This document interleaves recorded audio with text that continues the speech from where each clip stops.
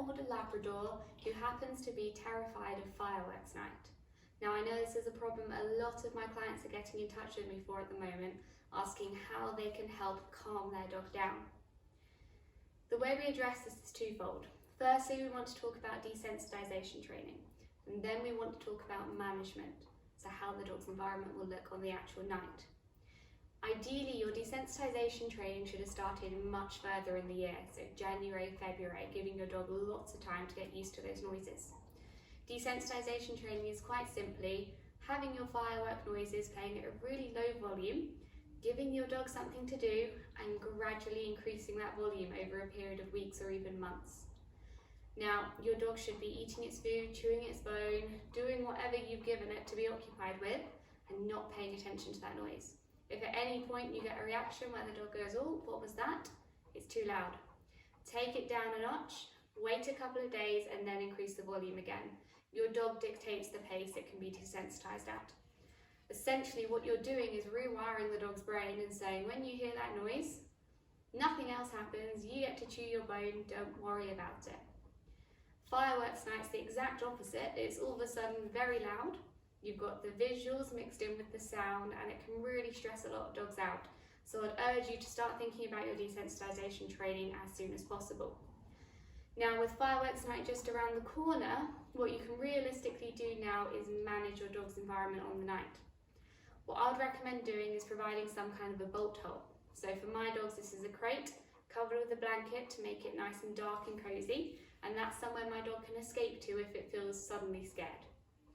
I would not recommend closing the door, and I also wouldn't recommend confining your dog in a small enclosed space of any kind. They can really injure themselves if they get scared and panic and try and escape.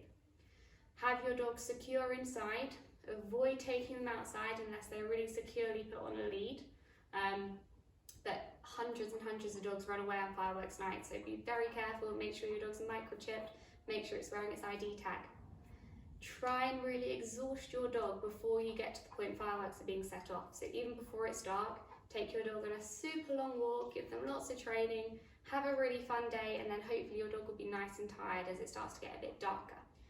As well as that, I want you to think about the dog's hearing and the dog's smell, two really important senses for them.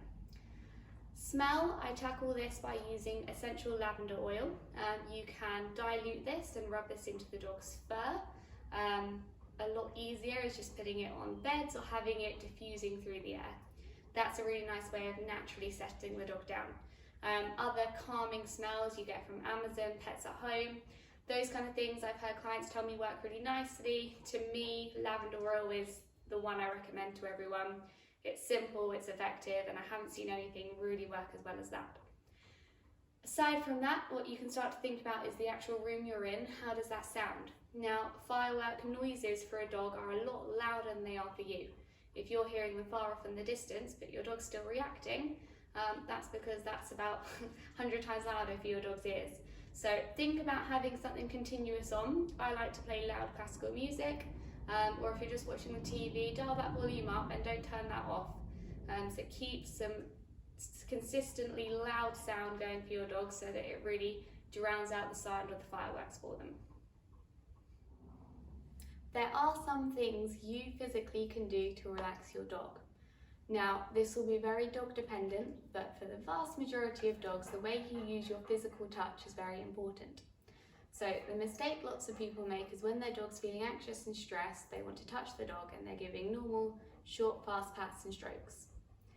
This is in fact going to make the dog more anxious in the vast majority of situations.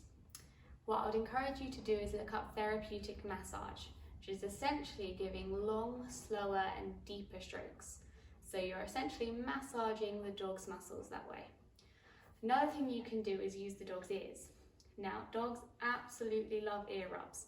It releases really feel-good endorphins for them and will relax them when they're feeling anxious and they've had that spike in cortisol and adrenaline. So, dog dependent again, not every dog likes having its ears touched, but experiment before fireworks night and see what starts to calm your dog down. What type of stroking do they like? How do they themselves relax? Practice your techniques now.